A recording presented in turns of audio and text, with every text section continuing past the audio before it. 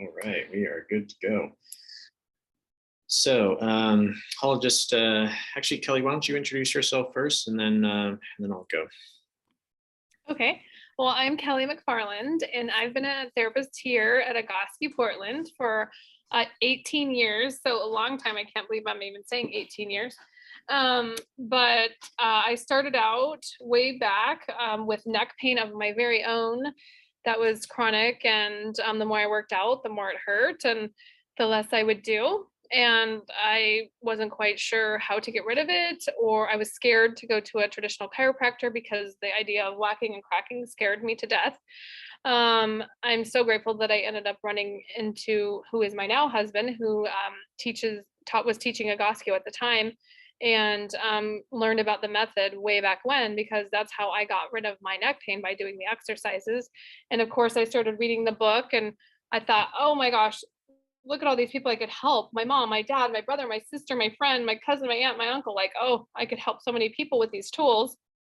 And so I transitioned out of formal personal training and right into Egoscue specific exercise therapy almost 20 years ago. And I've never looked back, because it has consistently provided for me personally pain relief, and I have no limitations. I can do whatever I want with my kids, in my workouts, hike, bike, all the things that I want to do. I get to keep up with my kids. And the biggest blessing is I get to share it with the people that I love the most and help them. Because as we all age and life happens, like, our bodies go through changes and we need tools. And so I'm just grateful to have these tools that really like span a lifetime and then you can count on forever. So I'm grateful for the method, grateful to be here. Thanks for being with us today from all over the world. Yeah, thanks, Kelly. So I think most people that work in Egoscue have a similar backstory, which is, we found this method to help ourselves first, and then we want to help others. And so my story is similar. It doesn't go quite as far back, but I learned about Egoscue about 8, maybe closer to 9 years ago, when I was in college and grad school. I studied exercise sciences and did personal training as well, and didn't really know what I was going to do with my degree yet. I looked into physical therapy because I knew I liked helping people and working with exercises and stuff. But one of my professors introduced the method to me, and it had been a lifesaver for him. And he had chronic back pain and was able to get off pain medication and be an active golfer, and again, without any pain because of this. And so he was a big fan. And when I first learned about it, it sounded like a great idea. Like, I really liked the whole ideology, the method, and just the way we look at things. But at the time I was young and thought I was invincible, and this was something that only old people needed, right? So, but sure enough, fast forward another year or two, I was playing a lot of racquetball, and I kept having back spasms, and my shoulder was always achy, and a little bit of tennis elbow or racquetball elbow. And so I thought, well, maybe I should give this Egoscue stuff a shot. And sure enough, I had my posture assessed, and I saw how crooked I was, and how, it just really made sense and was obvious at that point. The reason I was hurting was not because of racquetball, but because my body was out of balance and out of alignment. And so when I put something stressful on it, like a sport like racquetball, that it was just tipping me over the edge, and my body was kind of giving me that warning signal through pain. So anyway, you can probably guess that this helped me get out of pain too, and continue playing racquetball. And I went on to get certified as well. And so then I got a job in Portland working with Martin and her husband, Martin and his wife, Kelly. And so I started as a therapist there. And then 6 years ago, I moved to Seattle and opened up my own clinic here. So I've been here in Seattle 6 years, and still I do exercises every day too, and it keeps me active. And I'm also grateful for that. And it's something that I think is really cool about this method is it's something that you can do for yourself. You don't have to rely on someone else to help you feel better. But it's a tool kind of to, like self-care. So yeah. So a little bit more about me. This is, we're talking about feet and ankles today. So I figured I'd share my own lovely feet there. But this is 2014. So yeah, I guess it was 8 years ago. That's when I first started. I think those were one of my first posture photos, and I kind of zoomed in and so you could see the ankles specifically. But I never had any pain in my feet or ankles, but I'm sure I would have at some point had I not changed anything, because you can see in that, especially my left side there, just how collapsed in that ankle was. And you can look at the Achilles tendon here and see how it bends. Come on, kid, go out now. It's muted. Come, puppy. Yeah. Okay. There we go. So the Achilles tendon, should be straight up and down, pretty much center of the heel going up your calf. And so you can see how poorly my ankles were functioning there. And I had a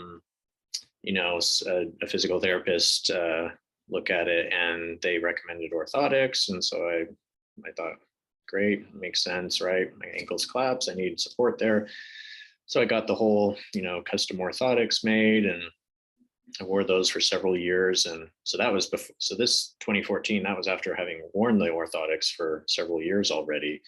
And it obviously wasn't making it any better. If anything, I think it actually made it worse because I was just supporting the ankle, and my foot muscles were not having to work hardly at all because they're supported by a rigid platform. So there was never any movement happening, and therefore the muscles never got worked. So there I was, started doing Egoscue, and I don't think it actually took 4 years to make this change. That was just the next set of photos I could find where I could compare kind of apples to apples. But obviously you can see the improvement there, and that was due to doing Egoscue, but also I changed my footwear. So I stopped wearing the orthotics and switched to a more natural or a barefoot shoe. So we'll talk about what that means today, but basically just wearing a shoe that doesn't inhibit your foot's natural function. It's allows your foot to actually work like it was intended, and you can see the results of that. So just wanted to share my personal story there. And we see people, similar stories all the time in the clinics. If you've been told like, oh, you've got flat feet or poor arches, or you pronate, or maybe you supinate or have high arches, like it's not something that's permanent. Your feet can change just like the rest of our bodies. So, okay, so talking about feet and ankles, these are some of the more common symptoms or diagnoses that people come to us with, I would say. If there anything on there I missed, Kelly, you can let me know, but that I think covers the most common stuff. How many people on the call right now have any of those conditions? You don't have to tell us what, but raise your hand if you do, or put it in the chat. Or if you have something that's not on there and you're curious about, you can put that in too, if you're comfortable sharing. Plantar fasciitis, yeah, that's a common one. So we'll talk about these in more detail, but I just wanted to talk about, how we view things. These are all symptoms or conditions that you may be exhibiting. And usually there's pain associated with most of them, not always, but we have to look at things a little differently and see that that's just a symptom, but it's not necessarily the problem or the cause, right? So just like on our car, we get a check engine light. It's a warning, right? It's telling us, okay, there's something wrong. Something's not working the way it should be. Doesn't necessarily mean anything's broken, but it could just be a warning that something's not functioning the way it's designed, really. And our body is the same way. Pain is just a signal. It's our body's way of telling us that something's not doing what it's supposed to. Doesn't mean there's necessarily tissue damage or anything broken or that you're sick or, but so we have to kind of remember that we're not trying to just shut off that check engine light, but we want to fix the reason the check engine light came on in the first place. So the same is true with your bunions, your plantar fasciitis, your flat feet. It's not necessarily just a foot problem. We have to look at maybe the entire body and see what could be causing that. So yeah, there's reasons why you keep, rolling the same ankle over and over again and having multiple injuries in the same foot. Yeah, exactly. So we have some people saying drop foot, calluses, arthritis. Yeah. Okay. So a lot of people like to blame their pain on these things. Oh, I'm just getting older, and everybody my age has bad joints and bunions or whatever. Or my mom had a bunion, my grandma had a bunion, I've got a bunion, must be genetic, nothing I can do about it. Or your job, or maybe the shoes you wear. Now, all these they are contributing factors, but they're not the sole cause in our belief most of the time. And also there are things that you really can't change, like your job, yeah, you can change, or your environment you can change to some extent, but things you can change is your body and how you move it and how you use your body, and that's going to affect how it functions. And our bodies adapt all the time, and our muscles are always changing and based on how we use them. So we want to address that first. So I like this picture because it's obvious, like, no, we wouldn't go in there. I don't think. It looks very unsafe, very unstable, and because it's out of alignment. And it makes sense, but sometimes people overlook that such a basic concept with our own bodies. We also are more stable and more secure and strong when all our joints are in proper position. And if we're out of balance and crooked and have more weight on one side of our body than another, and et cetera, something's going to give, right? Eventually, just like maybe the beams or the foundation even of this house is getting destroyed. Same thing can happen to our joints, unfortunately. If we put enough stress on them, that's how we develop pain and degeneration and tears and stuff like that. So we've got to make sure our bodies are in good posture. And what that means is not simply, tucking our chin and pulling our shoulders back. It's a little more involved than that. It's really about the whole body being in, its designed position. And that's just going to be more efficient in our movement, not just standing, but our body, all those parts moving and working together in a way that's going to put the least amount of strain on our body. So when, I like this definition of good posture, that it's about, protecting and supporting the structures of the body against injury, deformity, whether we're erect, standing, lying, squatting, or stooping. So we just look at the standing posture because that's an easy way to measure it or assess it. But it really applies to our movement as well. So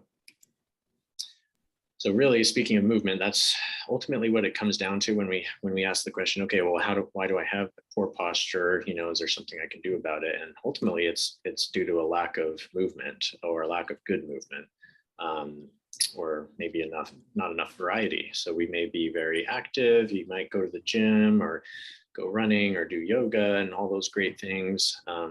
But are you really using all your joints the way they were intended to be used, and getting enough movement to keep them healthy and keep all the muscles working the way they're supposed to? And for most of us, the answer is no, which is why we have to implement corrective exercises to fix that. So, but if you look at little kids, their postures are pretty much perfect. I don't think it starts getting bad until we start sitting on our butts at school or at work and in cars.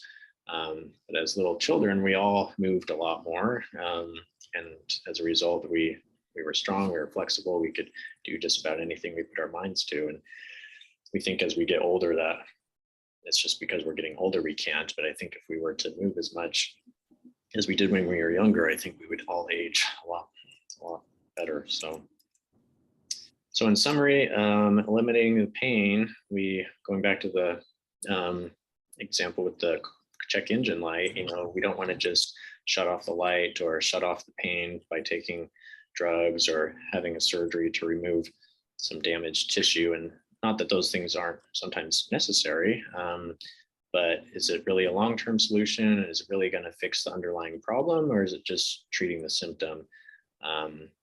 And resting, relaxing can be helpful to allow our bodies to heal. And we need to have enough rest, of course, but we can't just give up all the activities we want to do because it hurts and just never move again. Right. So that's kind of like the sad baseball player, or I could have just given up racquetball, because that's when I hurt, it was racquetball, and I could have just stopped playing. But then, I was really limiting myself because of pain by avoiding fixing it. So any questions so far? We have any in the chat, Kelly? So Kelly, you want to take over and talk about our postures, and then we'll have some interaction with the students here. Yeah, sure. All right. So if any of you have read any of Pete's books, you're probably familiar with Posture Pete, this picture in the book of what it's like to be, a textbook human being, anatomically correct and standing upright with all 8 load-bearing joints in alignment. Level shoulders, over a level pelvis, over the top of 2 knees that point straight ahead, over 2 feet that point straight ahead. Well, I don't know about you guys, but I've never met anyone who looks like this. So, and the reason is because we don't live in a bubble, and we don't just like stay active and do posture positive exercises from the moment we're born till the day that we die, right?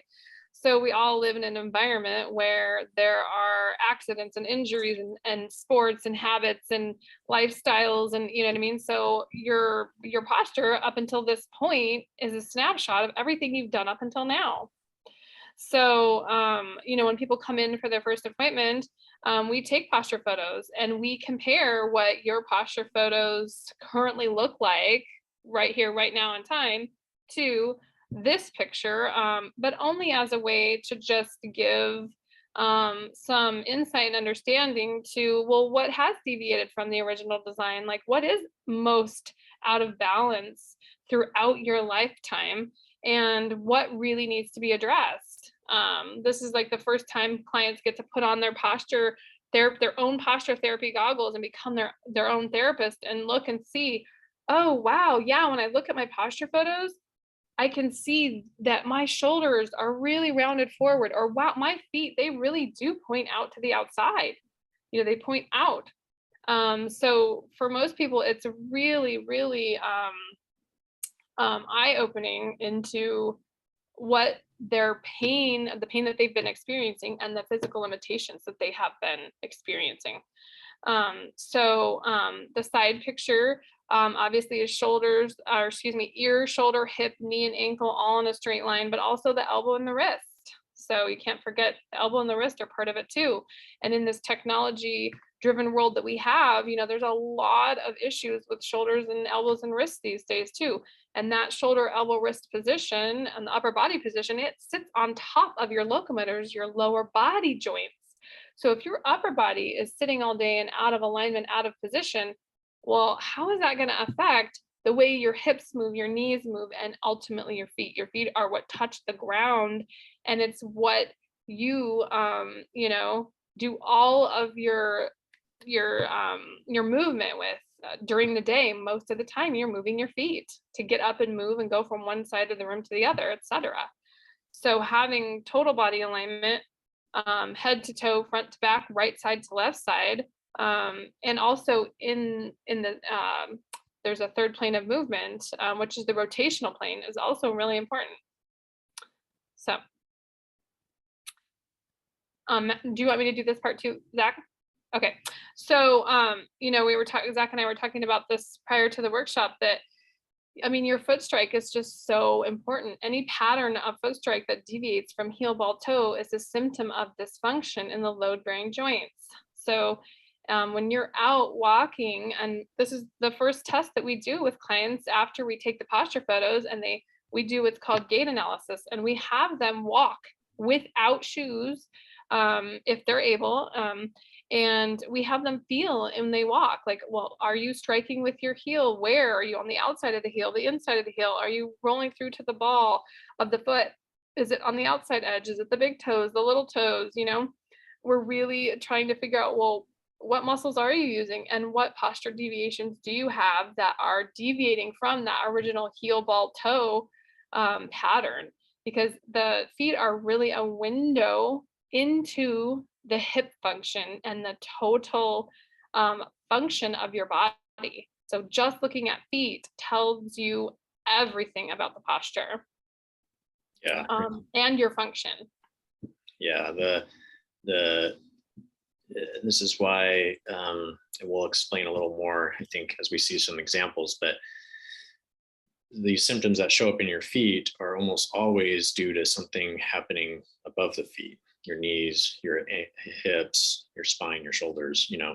So if those joints are compromised or out of position, when you walk, it's going to change how your feet contact the ground. Either you're going to not get a full heel, ball, toe, or, you know, maybe your foot turns out, so you just go up heel and then ball and don't really push off your toes. You may roll onto the outside of your foot. You may just put more weight on one foot than the other. Like, there's a lot of things that can go wrong, and that all puts undue stress on your feet. And that's how you end up with plantar fasciitis or bunions or arthritis, or, you know, anything really is affected by how your feet are interacting with the ground. So yeah, let's talk about bunions. So Kelly, when you see feet like this with the toenails, the pink toenails, what do you think of? What's like, from a posture perspective, how do we usually treat bunions? Yeah, well, I think great pedicure, great color. It's great. And then I just think, ouch, like, wow, they've been suffering. And typically, like, especially with a lot of women, you know, we're really conditioned to wear very narrow shoes and very tight shoes, and that are really restrictive for our foot and toe bed. And so that can cause a lot of wear and tear and damage over the years.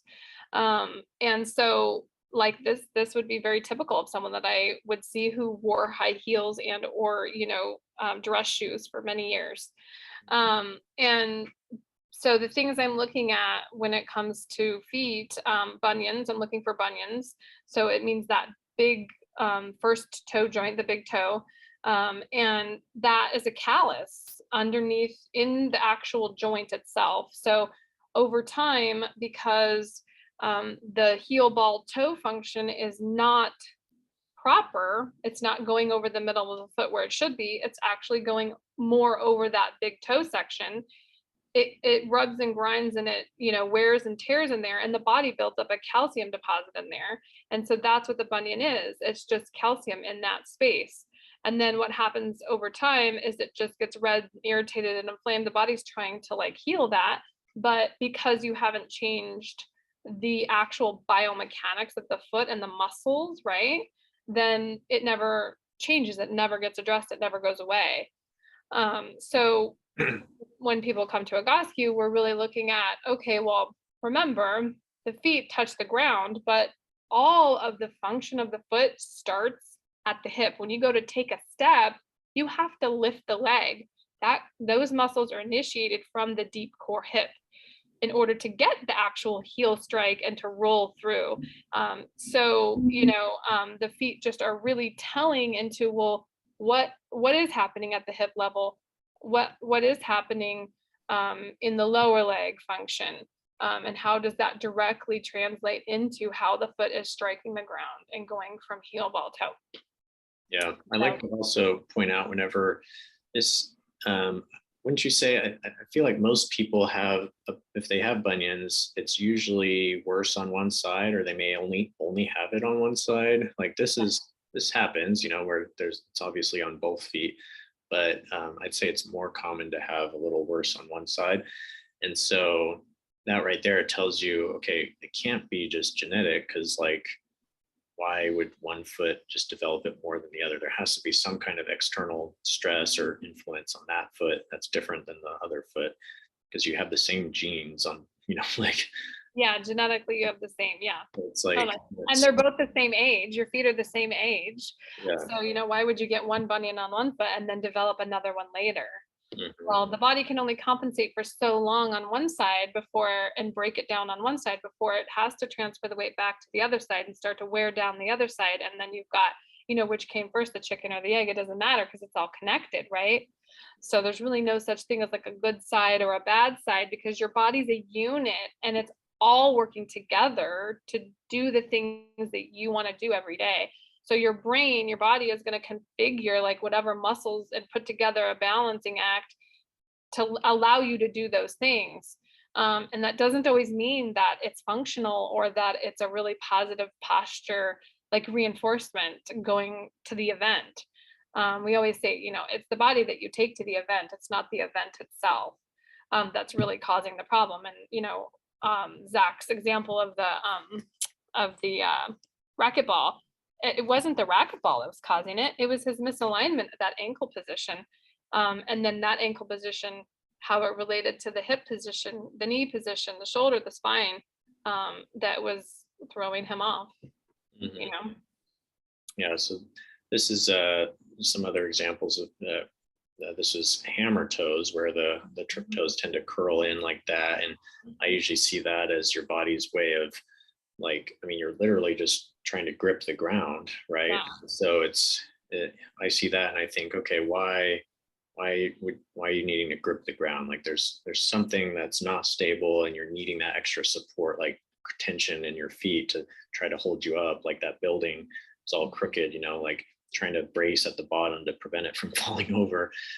So like you have to look up the chain and see potentially what that is. It could be anything really, but the hammer toes are once again a symptom of a greater problem of instability, and having to make up for that with muscles that aren't really designed to do that. Your toe muscles are not designed there to be hip muscles. grip Yeah. the floor. Yeah.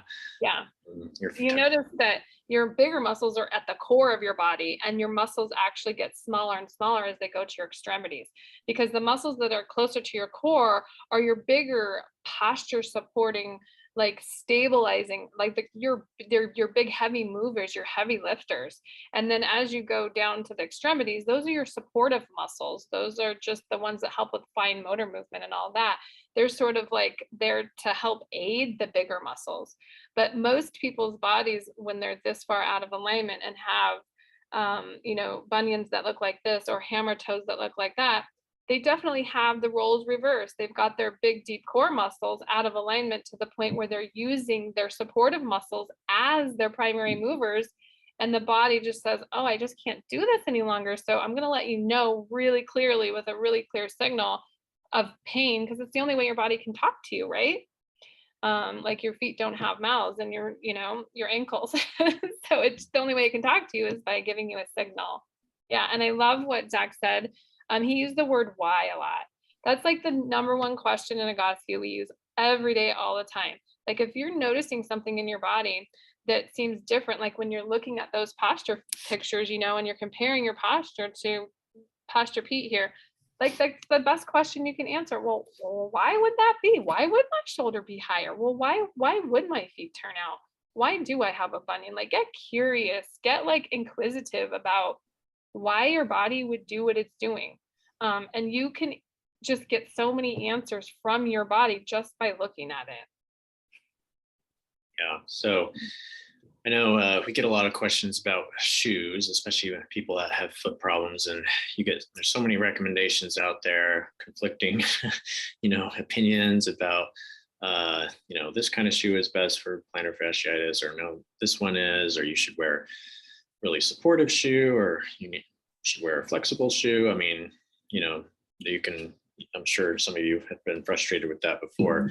Or spent hundreds and hundreds of dollars on shoes and orthotics. I mean, over and over and over again. I mean, I have lots of clients who've been through that too. Yeah. So basically, our stance is, our body is really designed to function without shoes. Like, shoes are kind of a modern thing, and we need them. I mean, we walk on cement and things that aren't necessarily natural, like our primitive ancestors. So obviously, I think shoes are important, but we want a shoe that's going to not restrict your feet, right? So that means three things: flat, so the no heel elevation. The heel should be just as high from the ground as the toes. Most shoes have some, even if they don't look like, they're not high heels, but most athletic shoes have a chunkier heel than they do under the forefoot and They're a little. toes. Yeah. These are about square. These might have a little bit at the heel, but not much. Yeah. So you want that, we call it zero drop. So there's zero drop from the front to the back. And then wide. So at the toe box, you want them wide enough so that when your toes, when you stand, your toes should splay out a little bit, and if your shoes are too narrow, then the toes can't. So they get stuck like this, and all that stress gets put somewhere else. And that, like Kelly mentioned, it's extremely tight and narrow. That can force your toes to point in and cause bunions and stuff. But you want wide at the toe box and then flexible so that your foot's actually moving. A lot of shoes, if they don't bend, then your foot never really changes position. You're basically walking around with the flat foot, and your ankle may flex and extend a little bit, but your foot itself, the arch, isn't really ever moving. Your toes aren't really ever getting a chance to move. So all those muscles on the bottom of your feet, your plantar fascia, all the muscles that support your arch and move your toes, are just going to get weaker and atrophy and or inflamed and hurt. So that's kind of our stance on what the ideal shoe is. Now, granted, not everybody can wear that. So we don't just tell everyone just throw your shoes away, go buy some, 5 fingers and you'll be good, because that just doesn't work. Sometimes most of the time have to transition out of it slowly. So especially if you're used to wearing orthotics, I tell people, like, as long as you feel the orthotics are helping, then keep wearing them. But eventually, as your posture changes and your feet get better, you'll actually start to notice they'll get uncomfortable. And we hear this a lot from people, that their orthotics actually don't feel good. They actually feel better when they're barefoot, and that's their body's way of telling them they're ready to transition out of them. You don't want to rely on orthotics forever. Now, there's some conditions, if you've had major injuries or if there's already extensive damage done, then you may need something that's going to support your foot.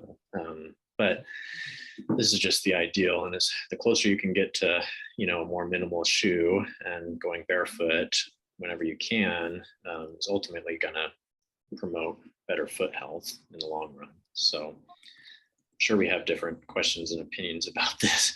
If you do, speak up, ask questions now. See, what about Dr. Scholl's wooden sandals? I don't know. I'm not familiar with those. Do you know, are those like Birkenstocks or? Yeah, that's what I'm assuming in my head. But if you have them on the screen, you can always show them too.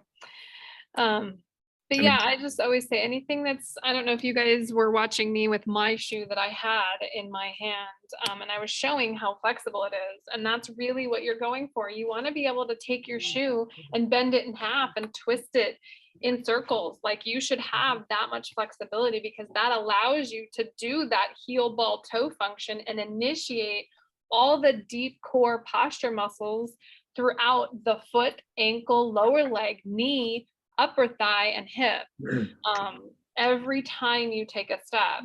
So there's lots of great, the good thing is that shoe companies are moving towards functional footwear because it's such a huge movement across the world.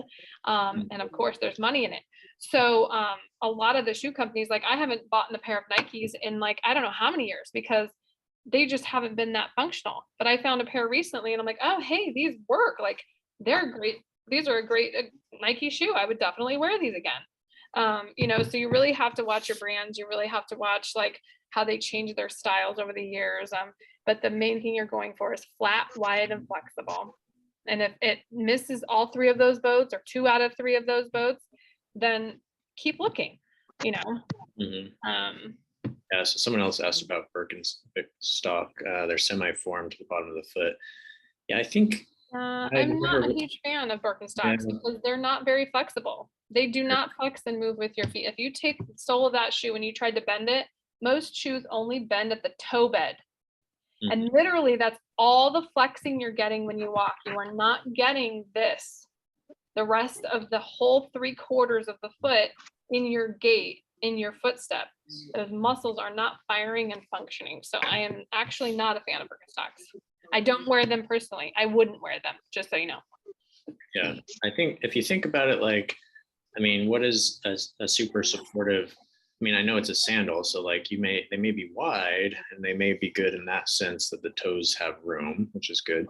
But you know, if you think about like a shoe that's really stiff like that, or supportive, what that's doing to your foot is it's basically like wearing a cast. Like if you break a bone and you cast it to prevent movement, right, which allows it to heal. So that's necessary sometimes, but only temporarily. Because what happens when you wear a cast, even for just a few weeks, all the muscles they atrophy, they shrink, because they're not being used. So if you take away movement, you take away that stimulus, the muscles are going to shrink and get weaker.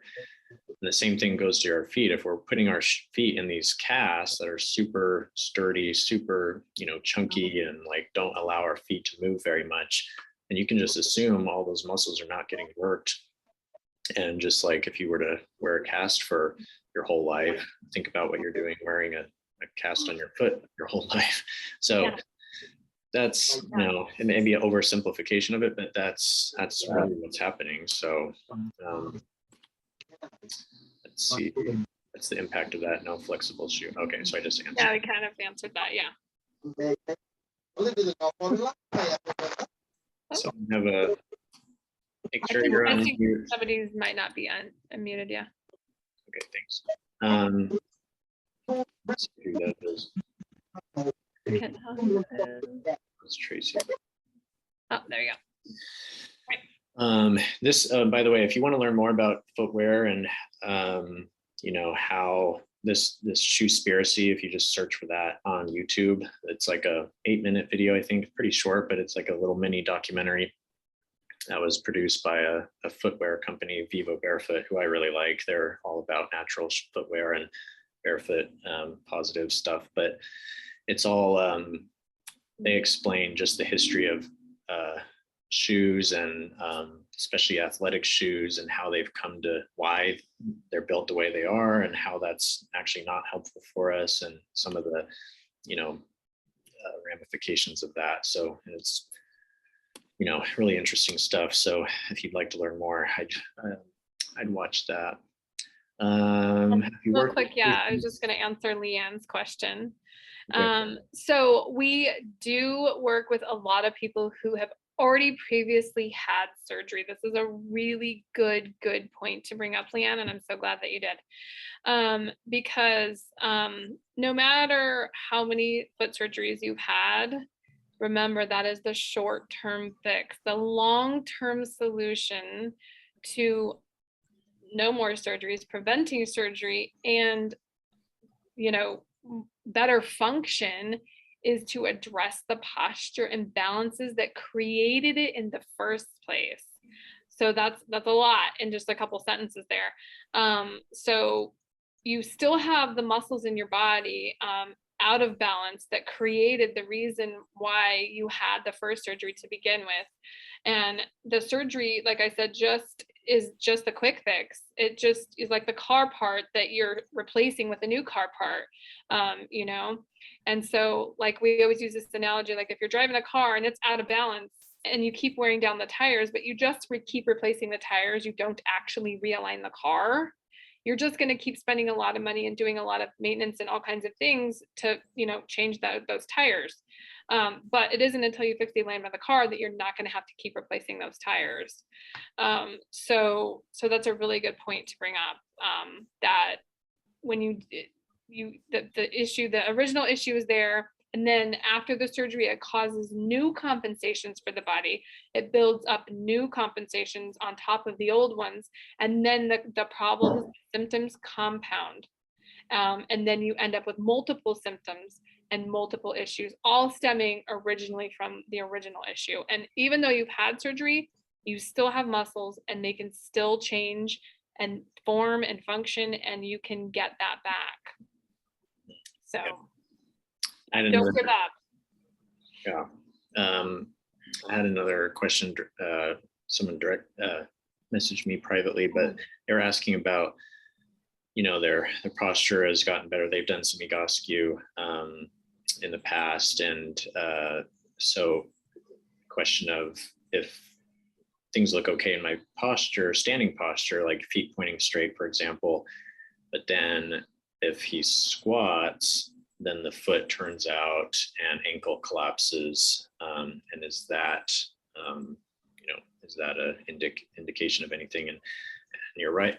And the answer is yes. Like we talked about earlier, posture is not just meaning when we stand still, but we have to have good alignment when we move too. So if you don't, if when you squat, your ankle collapses or turns out, there's obviously, and it's happening on one side more than the other, that's obviously showing you there's an issue in how that ankle is able to function and bear weight and go into dorsiflexion, and a lot of stuff happening there, and that can have a chain reaction effect up into your hips, and your knee is probably not tracking straight as a result. So yeah, we look at things like that, and it's not just the standing still posture that matters, but what does that mean for your movement? Whether it's squatting or walking or anything. Up and down off the floor. Yeah. So those points, right? Yeah, they may look okay when you're holding still, but then let's, put it to the test and actually move, and what happens. And so that's what we're trying to improve, is the function of those joints. Not position is really kind of an indirect way of measuring your function. Like if everything's functional, you should have pretty good alignment. But sometimes people can hide it, in their standing posture, which is why we do other functional tests to figure out, how everything's functioning. So hopefully that answers your question. You can message me again if not, but anybody else? Great questions, everybody. Feel free to use the chat, please. That's awesome. Thank you. What's your take on big toe fusion? Well, you can probably guess. At all costs. Yeah, you'd have to once again ask the question why you're doing it. Is it, if there was like your foot was run over by a car or something and you smashed your toe or something, then yeah, maybe you need some repair done. But if it's trying to just treat some pain that you have, like, why don't we try and see what we can do to address how your foot's moving and how your posture's affecting your foot first, and try that before making a permanent change to your anatomy, right? Because you can't really undo that, from what I understand. And even if you did have the surgery, you're still going to have to do the foundational biomechanical, like structural postural work afterwards. So what I tell people is, if your quality of life is good enough, your pain is not bad enough that you've got some time and you can put into the posture realignment and all of that, get that under your belt before you go under the knife or go have surgery, because you're going to come out of surgery with flying colors, and you're going to have so much more function and posture alignment post-surgery. You're going to recover so much better, so much quicker. And you may be able to prevent it altogether. You don't know unless you try that, Egoscue first and then. But either way, it's a win-win if you do Egoscue prior to surgery. So I always tell people it's obviously case by case, and there are some people that I'm like, yeah, no, like your quality of life and you're at the point you need to go have surgery, and they're making that decision themselves, and they do, and they go. And I've never had anyone have bad results or get not have come out with flying colors, and the doctors are like, wow, what are you doing? It's a real testimony to the method and what's possible if you do it prior to surgery, because it is the long-term solution. The surgeries, the medications, all that, they're the quick fix. We had another question maybe relating to that about arthritis in the knees and hips. We won't, this is a good topic for our knee and hip workshop, but basically the same, these principles apply to any joint, whether it's the foot, the ankle, the knee, the hip, the shoulders, your spine. Why? You have to ask, why is the arthritis there? Why? Right. Here we go again. So if assuming your posture is compromised, and that can put stress on the knee joints and cause arthritis is just a inflammation response. It's your body's way of trying to repair due to stress that was put on that joint. So builds up over time usually, and so it takes time to undo it as well. As your body changes, you should have less irritation at that joint, less inflammation, but sometimes, if it's gone so far as that there's no more joint left, if it's completely bone on bone and there's just like, a lot of degeneration in there, sometimes there's only so much you can do with exercises. So it kind of depends on the situation. And sometimes, like Kelly said, surgery is your best option, but you still— there's a lot of new techniques out there too. Other modalities that can help too if you are bone on bone and you do have there's stem cell, there's lots of other things, there's sound wave therapy, there's a lot of other things you can do, and that my clients do and have not had replacements and continue to do their Egoscue. So there's so much cutting edge, so many cutting edge things now.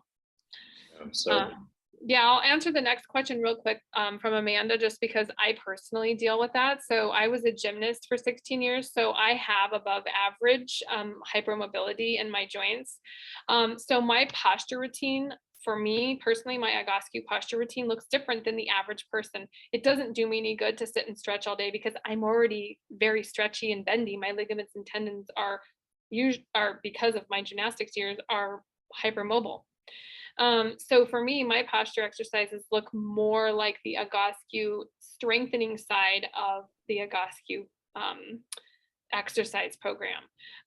So yeah, no, I definitely, Egoscue does help, because you have to have 50% range of motion in the joint and 50% stability in order to have a sound joint, right? If you have too much mobility, then you're hypermobile.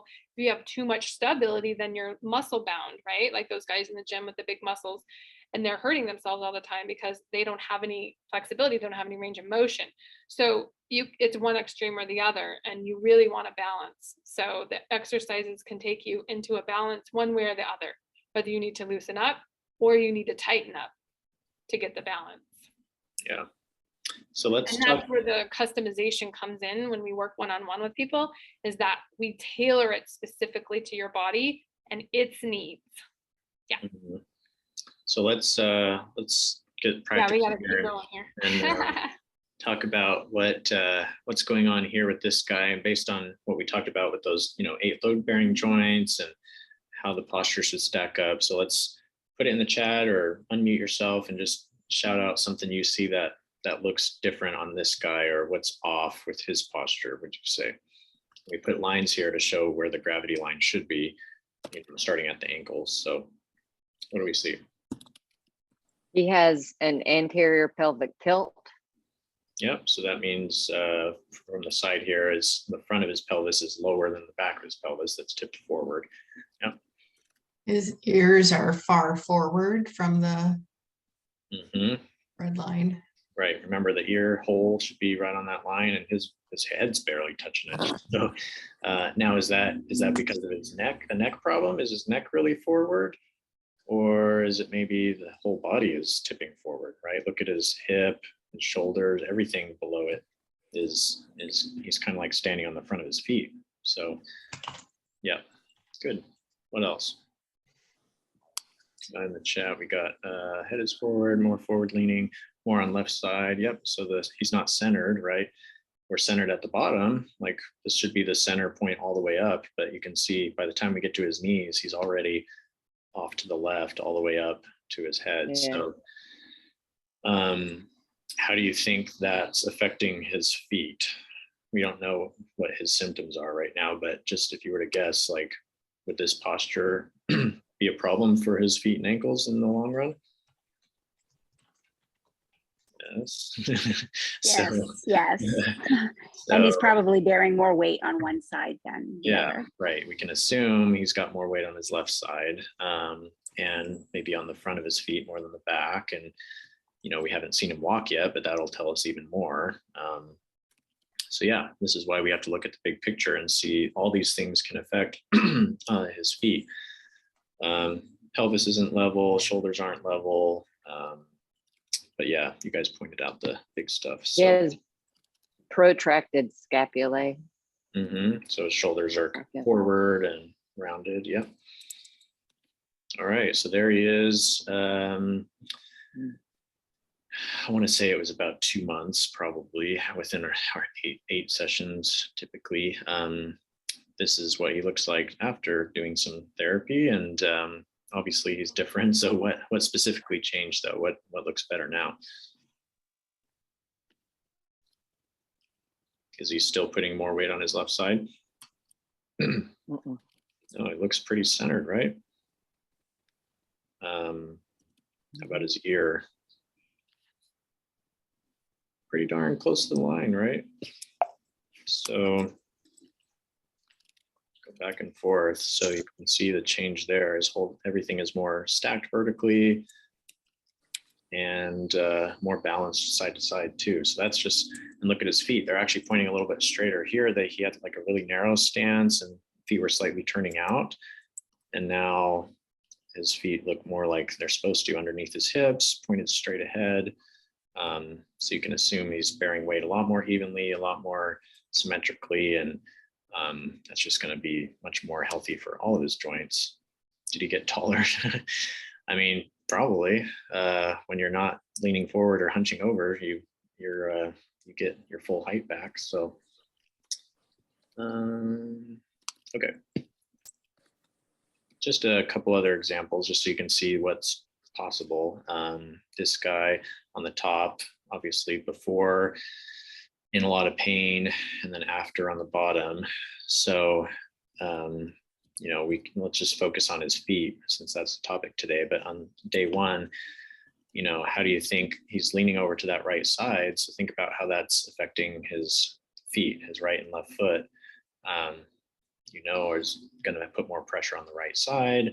Not only that, but they're not pointing very straight either. So they're turning out. So if we assume they stay like that when he walks, it's going to be putting more pressure on the inside edge and kind of where we would expect a bunion to form. And then after, of course, a lot more symmetrical. His spine is straightened out. His feet look a little bit straighter. Shoulders look a little bit better. So last example showing just how it can happen at any age. We've got young people we work with, and we got less young people that we work with, but we all have bodies that adapt to exercise. So age isn't really a limiting factor. And so just wanted to show that, we see people of all shapes and sizes and ages. So how long do these transitions take? I mean, they can happen pretty quick. I mean, sometimes we take photos before and after one session, just like within an hour of doing exercises, your body will change. May not be this dramatic, but most of these photos were taken, weeks or a couple months, probably on average. But it takes time to fully retrain your body, but it's amazing how quickly, and we'll demonstrate here next, doing a few simple exercises, you can feel the changes right away. And it's going to be temporary because you have to, your body is going to go back to its default muscle memory. You have to change that muscle memory or how your muscles are working for it to last and be permanent. But yeah, they can happen pretty quick. But I'd say on average, like these photos were probably 1 to 2 months apart. That would be a safe bet. So, all right. I just want to make sure that I say this really quick too, is that, in 18 years, I've seen a lot of pretty amazing transformations in very complicated postures and pain patterns and people with symptoms I've never even heard of. Like, this is the first time I've ever even heard of such a thing, right? When they sit down in my chair. And, you know, as a therapist, as an exercise therapist, you know, I'm pretty, oh, like, we hear a lot of the same things over and over again, right? So when I have something new, obviously anyone would be like, oh, wow, well, I'm just not sure, you know, and there might be a little bit of doubt in my mind, but that doubt quickly goes away, because over 18 years, I rarely have people who don't get better. I mean, it just doesn't happen. And the reason why is because when your brain is telling your muscles what to do, your muscles are directing the bones, the ligaments, and the tendons. You know, if your brain is saying, hey, this is what we're doing, and this is what we're consistently doing every day, we're going to do these exercises, we're going to change the posture, we're going to change the form, we're going to change the function, the body has to follow. It's just like your muscles are just like a dumb memory pad, and they do what the brain tells it to do. So if your brain is saying, hey, this is where we're going, we're going to climb this mountain, and then you climb it, I mean, your end result is you're at the top, right? So, yeah, I never say never, because even the craziest things that I've heard of in 18 years, I am blown away at the results that people get, the function that they gain, and the life that they get to live. Like, I love how like this picture of this older lady here. I had a woman who came in a few weeks ago, and she's not a every weeker anymore. She comes maybe every 6 months, every year. And just for a tune-up. And she was like, yeah, I'm in my 70s now. And she's like, I don't have anyone to hang out with because no one is as functional as me. She's like, I'm walking and out and I'm moving and I'm doing it. She's like, there's not a lot of people out there that are as functional as me because I do my Egoscue. And I was like, wow, wouldn't that be a cool place to be in your 70s? Like, that's what I'm going for, you know? I just thought it was so awesome. Like, what a different mindset to be empowered with those tools for a lifetime and be able to like rock and roll with your 70 or 80-year-old friends, you know, like that's what I'm subscribing to. Yeah. Okay, so let's get going with the exercises here. Time to try it on. Okay, so let's all stand up first, because I want to make sure we do our own little posture assessment and get our weight distribution into our feet. So let's go standing. So you have, and if you can't stand, that's okay. Just stay seated and think about your weight into your butt bones and the weight into your feet into the floor in your chair. But if you can stand, great. Let's stand, and then let's, if you can, take your socks and shoes off. You're going to need your socks off anyway. So let me get my camera set here. Everything's all put together. So you're going to stand and you're just going to close your eyes and put your awareness into the bottoms of your feet and the connection with the floor. And I want you to think about where your posture is at in your feet. You know, look down at your feet. Do you have high arches? Do your ankles collapse? You know, do you have bunions? Do you have hammer toes? Do your feet turn out? Does one turn out and the other one point straight, right? Like, take a look at your feet. Do you have a good toe spread? Are they really narrow and close? Does your pinky toe go underneath? Do you have other toes that cross over each other, right? So think about that. Feel that into your feet, okay? Like, get a sense of where your posture is and what do your feet look like? Might be the first time you really looked at them from this perspective, right?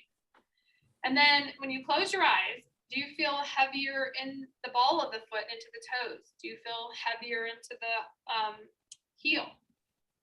Do you feel heavier on the right side, the right foot? Do you feel heavier on the left? Do you feel heavier on the inside edge of the foot or the outside edge of the foot? Like, make a mental note of that. Even write it down on a little piece of paper next to you if you've got one there. Okay. And then we're going to do 3 different exercises, okay? And earlier in the chat, people were saying, oh, I have plantar fasciitis, I have plantar fasciitis. Well, this next exercise that I'm going to teach you is not in the book, and it's part of the 400 exercises that we know at Egoscue and that we teach people.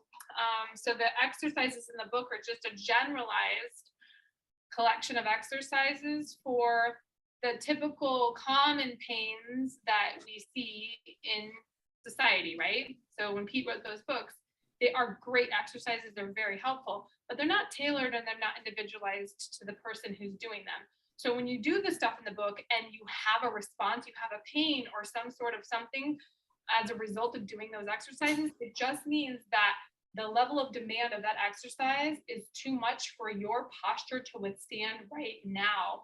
And so you need another level of intervention, one that is more therapeutic, less demanding than the one that you're currently at. And then you work up to the one that caused issues. So that's what we do as therapists, is help working through that level of function to get you from restoring the posture to strengthening and then to thriving, right? So the first exercise is called the plantar fascia stretch. Now, if you can't get your fingers between your toes, don't worry. You can always use those little things that you get when you get a pedicure and put those between your toes. That's okay. But if you can, get your fingers between your toes, cross your ankle over your knee. And if you can lay down in bed and do this so that it's more comfortable for your back if you have back pain too. Like I said, you could use those little things from getting a pedicure. You just shove them between your toes, right? And then you're going to take your foot with your fingers between your toes. Now, a couple of mine are a little tighter than the other. I got to kind of jam my fingers down in there. That's okay. Just do what's comfortable. And then you're going to draw circles with your hand muscles in a clockwise direction, right? And you're going to use the hand to do the muscle work, right? And go in a big circle and really stretch out that fascia in between your toes and all down your foot, okay? So do that circle, do maybe 10 circles clockwise. Then you're going to do 10 circles counterclockwise. Okay, and the whole time you're using the hand to draw a big, full, complete circle. And you're pointing the toes, you're flexing the toes back. You're really trying to get full range of motion. Now, don't overdo it here, because you can overdo it and kind of like, maybe hurt yourself there if you go a little too far, if you stretch it and push it too far with your hand. Just stay within your limitations, slowly push past them, because slow and sure wins the race, right? So nice and easy, clockwise, counterclockwise, and then you're going to do point and flex, point and flex. So you're really stretching that fascia and you're taking the ankle and all the foot bones through all ranges of motion that are possible. Okay, and you're going to do that not only with the one foot that maybe you have plantar fasciitis on, but you're also going to do it on the other foot, because funny enough, you might find that your other foot's even tighter than the foot that hurts. Like, why would that be? Why would you, I have a lot of clients who come in and they do exercises and the side they have pain on is actually more flexible, has more range of motion, has more ease of movement. Well, that's probably because it's the side you're overusing and it's the one that you're working on too much. The other side of your body is kind of going along for the ride and has most of the issues. So then make sure you do the other foot, put those fingers between your toes again, and then you're going to do clockwise, counterclockwise, and try to get all that movement coming from your hand, trying to kind of stretch that foot in a full circle. And you'll notice differences right versus left, and then point and flex. And those imbalances, anything that you feel that's different, right versus left, is an indicator of your muscle imbalances. And until your right and your left side are more of a mirror image functionally, and they feel the same, they do the same thing, you're going to have pain. A lot of times you will still have pain. So if it doesn't feel equal, you've got your work cut out for you. You know what you got to work on, right? Okay. So second exercise, I'm going to grab my little yoga block or my Egoscue block, right? And it's a 6-inch block. So this is a yoga block, but this is the 4-inch side. You want to use the 6-inch side, okay? And anytime we do work in Egoscue with our feet on the ground, we always make sure that they're at a 6 inch position, all right? That's hip width, okay? So it's always good measure just to put that pillow between your feet, then bring it up to the knees, okay? Make sure that those knees are directly over the ankle bones and that you've got a nice 90-degree angle here at the hip. You can use, by the way, you can use a pillow. If you don't have a block nearby, just grab like a pillow off your bed or off your couch and maybe fold it in half to make it a little more thick. That works just fine. Awesome. Yep, shoe boxes too. If you take a shoe box and turn it sideways, it'll give you that 6-inch position for the foot. You probably can't squeeze it, but we're not gonna be squeezing it anyway, but it'll give you that distance, okay? So you're here and you're gonna let your arms hang at the side. And then you're gonna roll your pelvis forward, stick your belly button out and down, and put that little arch into your low back. But that doesn't mean lean forward, it just means belly button out and down, arch in your low back, shoulders above the hips 90 degrees, knees 90 degrees, right over the ankle, right? Feet are 6 inches apart. And then you're gonna lift up onto the ball of that foot, lift and lower those heels. And when you lift and lower those heels, you're going to keep your pelvis rolled forward, your belly button out and down, your shoulders over your hips. You're going to keep breathing. You're not going to hold your breath. Okay. And when you lift up onto those toes, you're going to make sure you lift right through the space between your second and your third toe. Imagine you've got like a little nail there, and you're going to lift right up onto that nail between the second and the third toe. Okay. If your feet turn out, you're not going to do them like this because that's going to strengthen your compensation. You want to make sure you lift those feet really nice and straight. Okay. So you're going to do about, I think it's like 3 sets of 20 of those, right? And you're going to feel the hip muscles working, maybe the quads, a little bit of the lower leg, right? I think that's important to notice that you're not just pushing with your calves, you're not just pushing your toes into the floor, but think of it more as like lifting your knees up.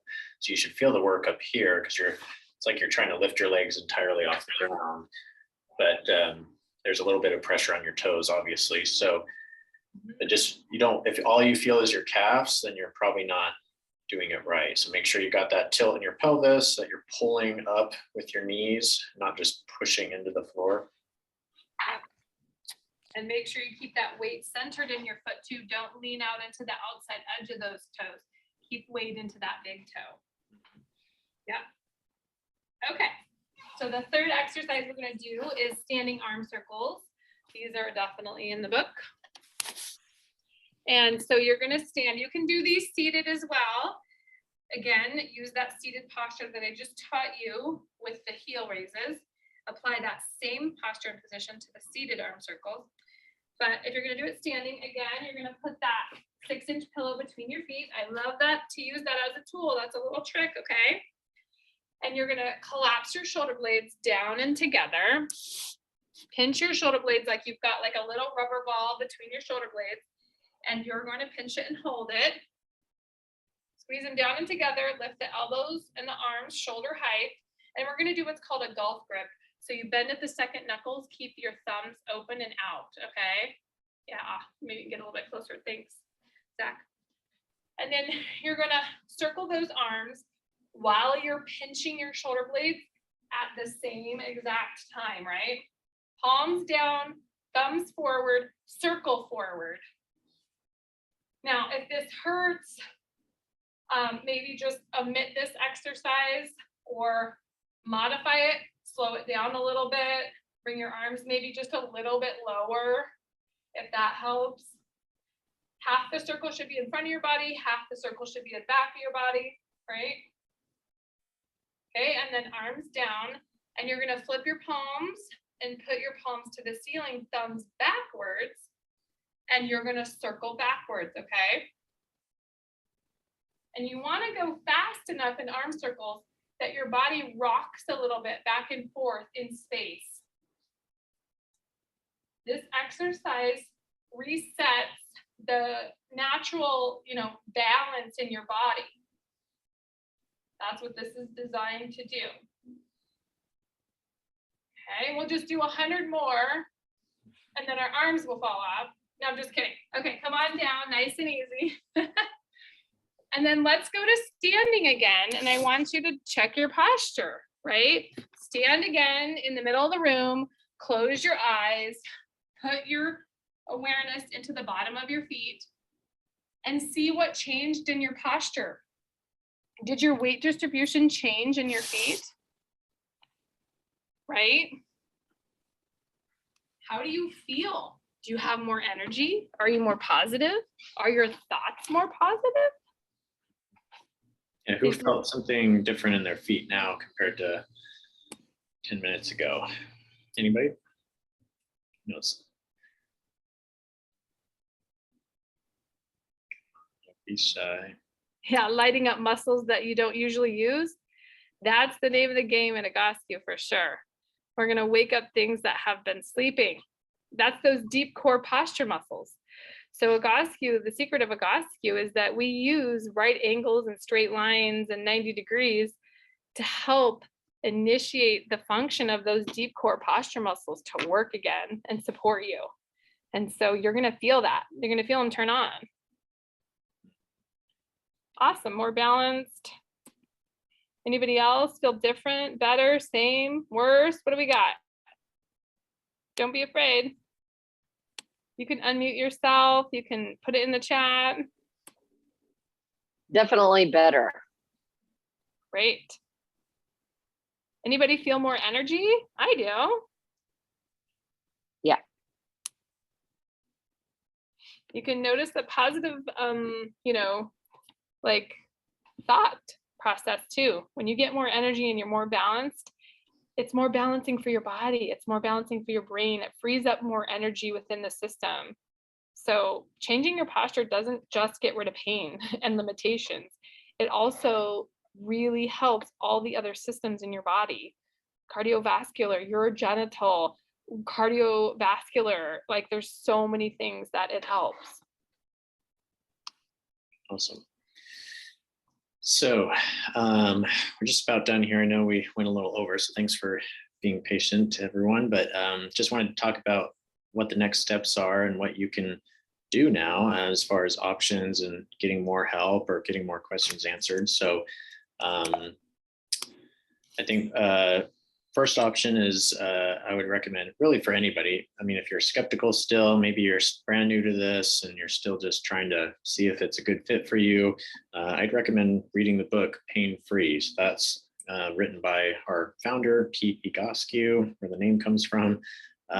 He wrote several books, but I would get the latest one. It's the second edition of Pain Free, because he'll talk about, more in depth about how this all works and why you have pain in various joints. And there's a chapter dedicated just to feet and ankles, and one for every other body part. So you can go to the chapter that makes the most sense for you, try out some exercises specific for that, and go from there. And we're happy to answer questions that you have about the book too. If, by the way, if you read something and you want to ask us about it. So now some of you may be feeling like, oh, this is kind of making sense. I'm, really interested, but I'm not quite sure, how it relates to my unique situation.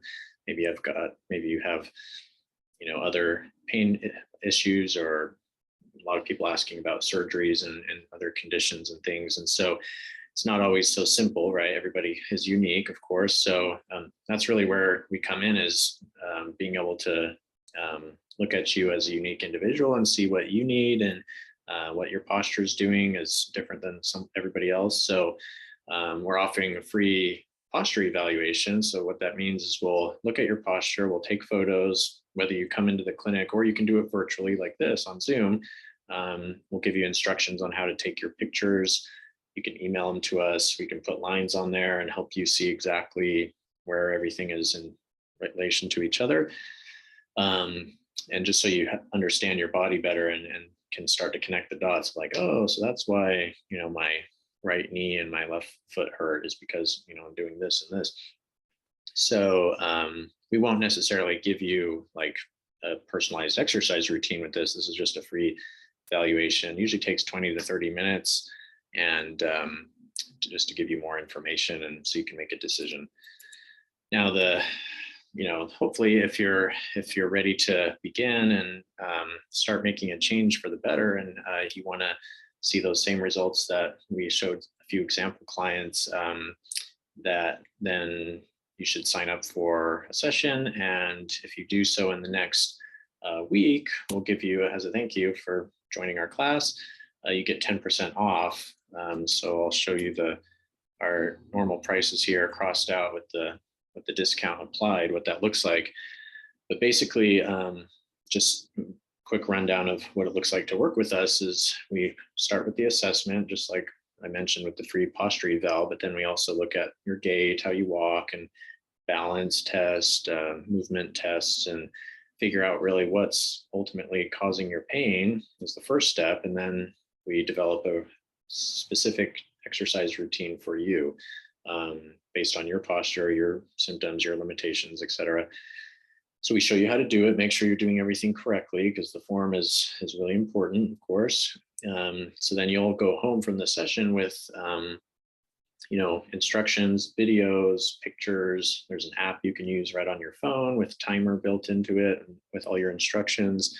So you do your exercises every day on your own. And then typically about once a week, we check in for reevaluation. We see what's getting better, what's maybe not. Has your posture changing, your symptoms are changing. Typically the exercises need to change too.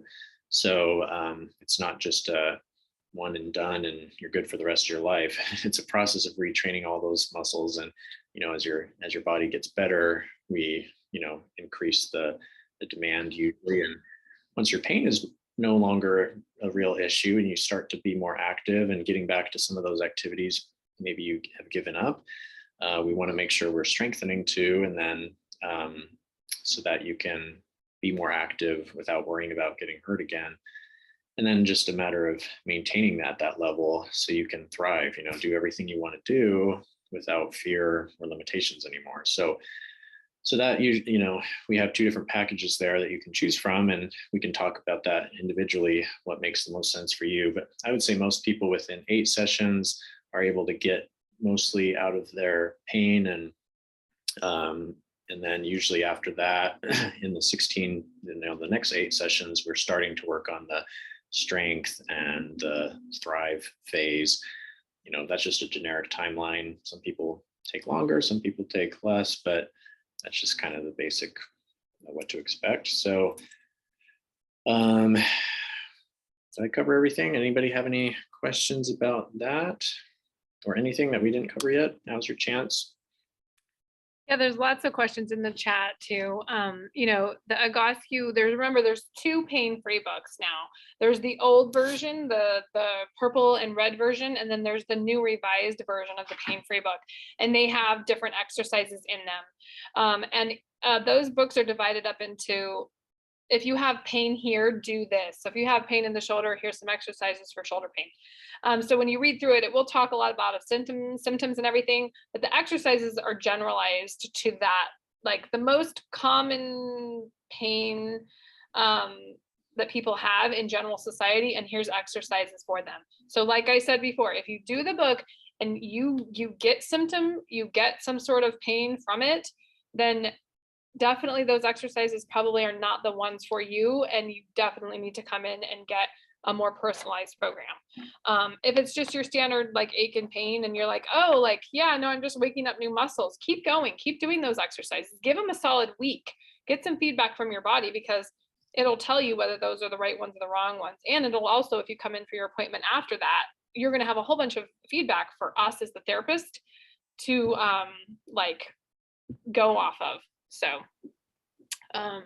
I just put our email, the clinic email addresses in the oh, chat. thank you. Yeah, you can put will you put mine in there too really quick?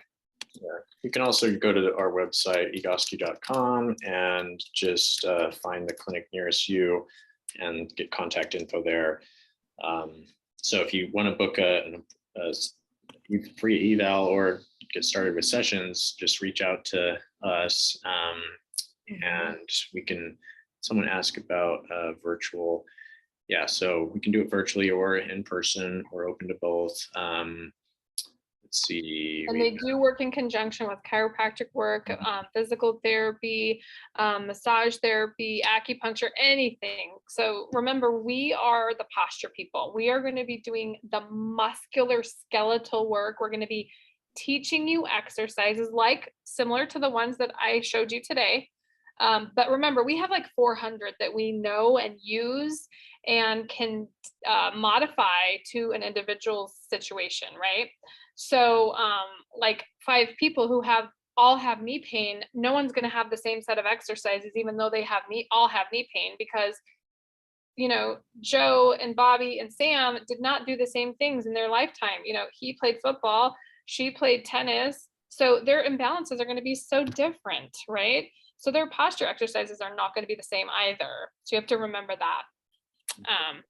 But Egoscue works on the muscles, and they just really go well with all other types of therapy. It's another tool for your toolkit, right? One that you're empowered with the tools. You have the exercises. You learn how to map them onto your body at any given time and use them for the rest of your life. Like, it's a toolkit that we teach you that you take with you from now until forever. A couple other practical questions about how long are the sessions each day for exercises? It totally just depends. I mean, I'd say on average, people probably spend a half hour a day, but I've got some clients that spend a couple minutes and some people that spend over an hour. Yeah. So, I mean, it just depends on what you need and what you can do. I think it's always most important to be consistent. So if you can't be consistent with something really long, then we'll work with you to have like a shorter routine that you can do, because it doesn't always take a lot of time. It doesn't have to, at least. So it just depends on your needs. But if you do one session package, can you come back for single sessions or 2 after a year or 2? Yeah. So, I mean, you can, a lot of our clients do that with, you know, after you've gone through the process and you're feeling good, and we may not see them regularly again, but then something else creeps up. Maybe they get hurt or something, they fall off their exercise routine and just need a refresher, kind of remotivation to get back into a habit of it. So they may come in just once or twice, and you can pay for single sessions too. It's a little more expensive that way compared to a package as far as per session cost, but you do have that option. So I think we covered. Casey, yeah, she said she's an LMT reading the book now and is intrigued, wondering about bringing that into her office. Yes, I have a lot of LMTs that are my direct clients, because LMT work is really hard on the body long term. So they're looking for other tools to like help with themselves feel better, but also like to, you know, help their clients, and then sometimes even transition out of LMT just because it's so hard on their body. They'd like to have another tool that isn't so hard on their body. So yeah, there's lots of ins and outs with that for LMTs. And the Egoscue University is where you want to look for the Egoscue coursework and all that. Now, do you know what that website is, Zach? Is it Egoscue? It's either Egoscue Institute, or if you just go to egoscue.com, there'll be there's a tab for like student login or certification or something. So yeah.